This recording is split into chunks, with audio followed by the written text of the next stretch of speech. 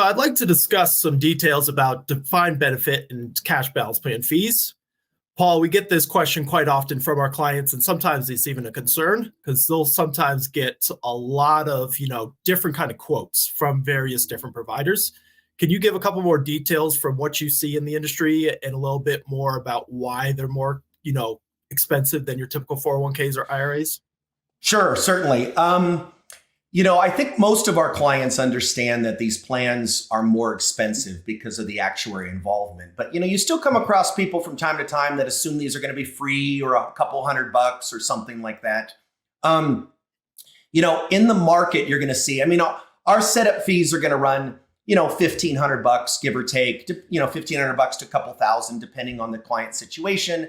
Admin's usually in the low 2,000 range. And I think industry-wide, that's rather comparable. I think we're probably on the low end. Obviously, we're a little bit more of a boutique firm, so this is a big part of kind of what we do. And so I think we can build in some efficiencies into our cost structure that we've got. But generally speaking, I think fees are going to be comparable. And the main reason is because the actuary involvement. On a 401k plan, it's a defined contribution. So you just put the amounts in. You might have to file a 5,500, rather simple, straightforward. But when it comes to a defined benefit plan, you've got to have the actuary involvement, and they're going to give you an actuarial valuation, assigned Schedule SB. With that, of course, comes more risk. These types of actuaries, obviously, are high income actuaries. There's a lot more planning and a lot more involvement on the administrators. So you're definitely going to see a much higher fee structure. But the trade-off is, if you want to get 100,000, 200, 300,000 into a plan, that's, you're going to be stuck paying something like that. Obviously, if you want to get 30, 40, 50 grand in to retirement, stick with the solo 401k or even a SEP in some situations. That's going to make a lot of sense. So the fees are basically because of all the additional handholding and administration costs that you do. Or administration that's involved in the actuary involvement. Also at Emparion, we do a lot of tax planning, retirement planning webinars and things like that. And so a lot of that is built into the fees. But again, that's kind of over and above what a lot of other actuaries or administrators will do. But that being the case in the industry, we see wide sections of fees. I've seen, maybe Zach, you can, discuss what you've seen. But I see every now and then, we'll quote a $2,500 amount and someone else, they'll say, well, we were just quoted $8,000 or something ridiculous and $4,000 for setup. Some ridiculous amounts. Again, most people are in the ballpark of what we charge, while our fees tend to be a little bit lower. But it's not unheard of to see $5,000 to $10,000 of administration fees. Some plans. Some administrators are very expensive, and it's not unusual to see that. But maybe you can speak to kind of what you see when you talk to clients from a fee structure.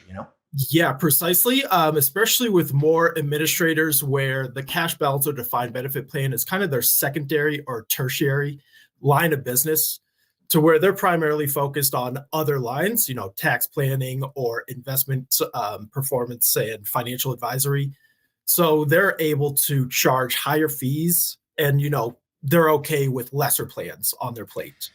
Yeah. So because this is our primary line of business and what we specialize in day to day, I feel like that helps just bringing the cost down for our clients. Yeah, that's a good point. And when you think a little bit more about the cost structure, when you talk about people who have, like, this is a separate line of business for them, there are a lot of providers out there that mostly do safe harbor 401k plans. Mm-hmm. And every now and then someone will come to them with a defined benefit plan. And so they don't have necessarily the experience, or, they don't want to do them as much. So they'll often charge high fees. But to add on to what you said about CPAs or financial advisors, sometimes what you'll find, and I'm sure you've seen this from time to time, is a financial advisor might do everything. They might have their own TPA and they might do their own advisory, and they might charge a very small amount. So it's not unheard of for someone to get a really good bargain on their fees. But so let's just say administration might be $1,000 or something like that. And so while you might see that from time to time, realize that they're charging you such a low rate on the administration because they're making it up on the AUM side. AUM meaning assets under management. So they're charging 1% or 1.5%.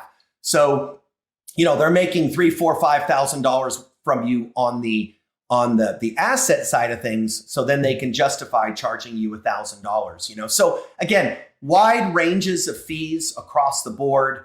And it just depends on kind of what you're looking to accomplish and who your administrator is. But I think it's important for people to know that, these plans are going to be more expensive than your average 401k plan, your average SEP. But if you want to get, 100 to 400,000 into a plan, you're basically going to be stuck with that. So hopefully that sums it up pretty well for you, Zach, and hopefully that makes some sense, Yeah, but there's also one other thing I want to bring up is, our fees especially tend to be somewhat immaterial when you consider the overall tax savings. So when you're saving 60, 80, 100,000 every year, our fees kind of really are minimal in comparison to that. Plus, our fees are also tax deductible, so that helps out a little bit as well. The tax deduction part is important with most of our clients being in a 40% tax bracket. If you pay us a couple $1,000, maybe after tax, the plan's costing you, $1,300 or something like that. So $1,300 to get $100,000 in retirement is not as big of a deal. These are company sponsored plans. So they're business expenses, ordinary necessary business expenses. So fully tax deductible. So always look at the tax savings too on the fee side of things, when you're looking at the total picture of these contributions. Makes a lot of sense. Yep. Perfect, Paul. I think that about sums it up. Thank you so much.